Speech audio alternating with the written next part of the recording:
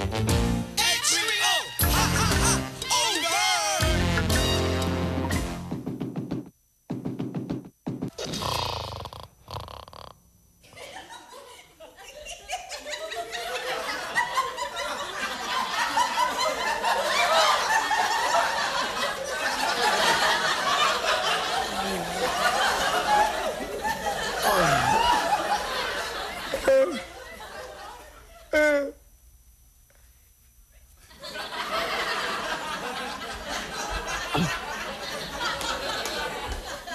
Saan yung mga tao rito?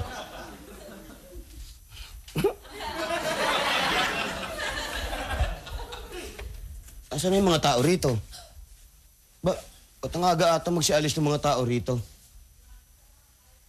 Maluwag naman pala eh. Nakita mo na. Mas masarap pag walang tao.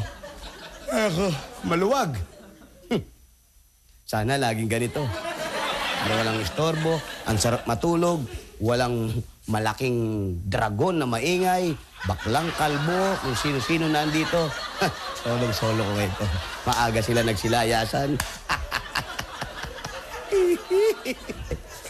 Ay, nako. Makapagbasa-basa lang muna.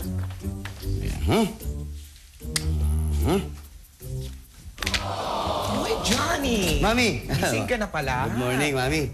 Bakit ata maaga ata nagsialisan yung mga kasama ko rito? Ay, hindi sila umalis. Hindi umalis? Bakit? Asan sila? Ba't kumpleto ata sila at malinis na malinis to? Talagang magiging malinis at tahimik na itong boarding house dahil hindi ko sila pinaalis. Pinalipat ko na sila ng boarding house ko kung saan man sila lilipat kasi magkakaroon ng renovation. Magpapa-renovation ka na naman ng mukha mo? Anong mukha pinagsasabi mo, Johnny? Eh, ano papa-renovate mo? Hindi mukha ko ang ipapa-renovate ko. Alam nga naman mukha ko. Itong boarding house. Papa-renovate mo to, Mami? Oh, bihira ka naman. Ano bang gagawin mo? Nasa third floor na ako.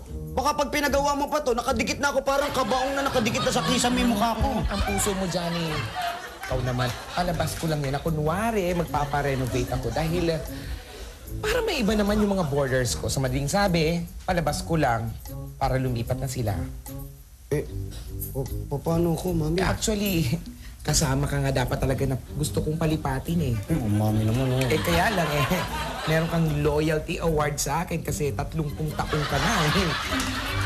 Border ko at syempre parang ikaw na rin ang tumayong ama ni nito eh. Wala naman ganyan. Ano yung mga itsura niyo sa itsura ko?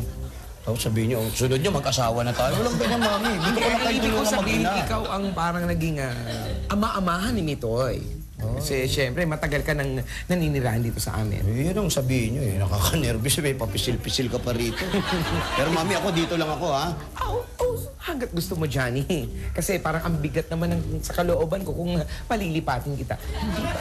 Eh, hanggang kailan tayo ganito? May paparenovate natin, tapos wala ba tayo? Yung pagikuha ng mga border, mahirap yun. Actually, hindi mahirap. Meron na. Meron na? Andiyan nga sila sa labas eh. Nandyan sa labas? Oo. Mami naman, ha? Kasama ni Mitoy, pinapapirma ko ng waiver. Mami, baka mamaya naman kung sino-sino naman yung mga borders natin na yan. Baka mamaya mga balahura sa daan yan, balahura sa kwarto. Ako na naman mag-aayos, ako na naman mag-aalaga. Ang puso mo na naman, Johnny. Mamaya kung sino-sino ng mga tao yan, ha? Ibahin mo ito. Mga professional ito, mga ibang may kalidad na tao ito. Ha? Kalidad.